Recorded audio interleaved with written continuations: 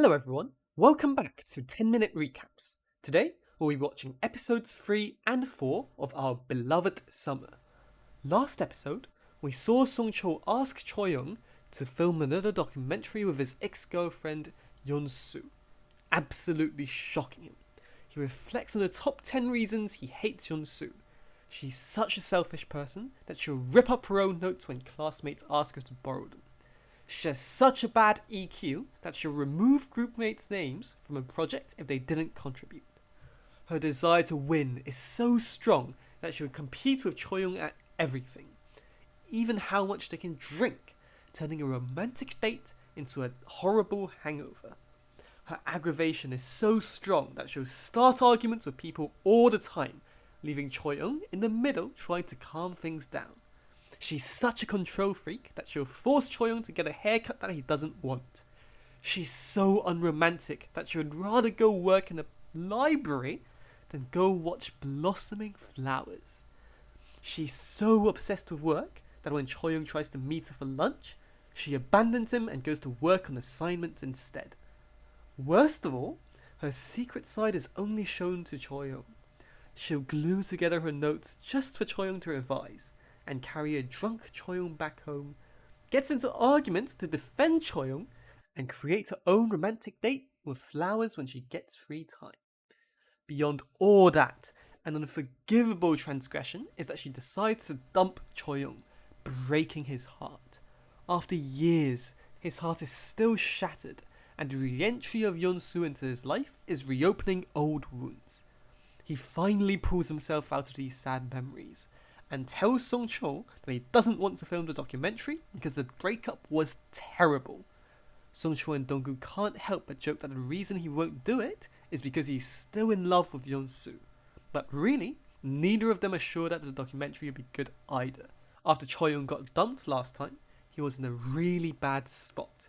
He got drunk every day while screaming about Yeon-soo and gambled on the stock market, losing lots of money. Afterwards, for some unknown reason, he changed overnight and started working super hard on his career. They worried that filming a documentary would make Choi Young fall back into his old alcoholic ways. To distract himself from these memories, Choi Young tries to bury himself in work, but he can't stop thinking about whether he should take Yeon-soo's job offer. The next scene, NJ is watching the old documentary and laughing at how cute Choi Young is when he suddenly calls. An excited NJ waits a while before picking up so that she won't look too eager, but unexpectedly, Choi Young hangs up when she doesn't pick up, making her annoyed. She can't believe someone would treat her like this. Sung-Cheol meets up with Yeon-soo and asks her to film the documentary as well. Just like Choi Young, she refuses because of how bad the breakup was. She wants as little to do with Choi Young as possible. But unexpectedly, after not seeing each other for 5 years after they broke up, now they keep running into each other everywhere. It's like fate wants them to film this documentary. As always, whenever they see each other, they can't help but insult the other as being childish, silly, or immature. Yeon-soo even tells Choi Young that they've got a different artist, Noah, to do the event instead. Noah is an artist who copies Choi Young's style, and Choi Young is furious that she would go find a copycat. He almost breaks into tears as he tells Dong-gu about it. At home, NJ is trying to stalk Choi Young, but he doesn't even have Instagram. The devious NJ thinks of Dong-gu and manages to find his account. She likes the picture of them eating Korean barbecue, ignoring what all the gossiping people would say about it. As he's going home drunk after Korean barbecue, Choi Young and Yeon-soo run into each other again. With alcohol-fueled bravery, Choi Young can't control himself and he grabs Yeon-soo's hand as she passes, but eventually he lets go without saying anything. The next day, Choi Young comes up with a brilliant plan to get his revenge on Yeon-soo. He signs a contract with a company with the condition that she'll have to film the documentary with him. Ever since he was a kid, Choi Young has been willing to hurt himself to hurt others more. When he got into an argument with Sung-Cheol, he made them both eat peaches, which they're both allergic to. He He was so happy seeing Sung-Cheol's reaction, even as he was in pain himself.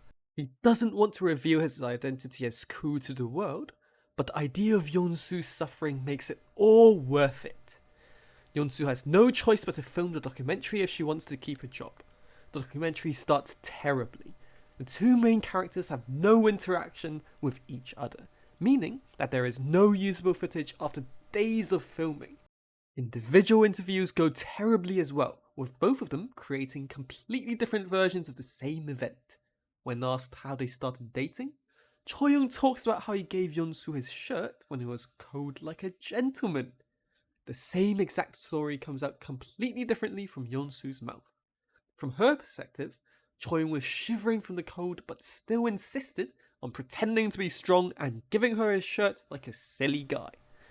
Sung-Cheol doesn't really know what he can do to salvage the documentary without editing the story to make fake storylines.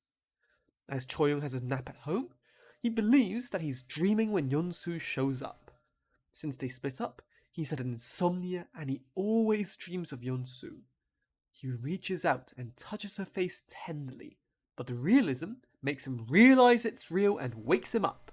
Their conversation is super awkward, and Choi Young ends up inviting her down to his studio to break the tension.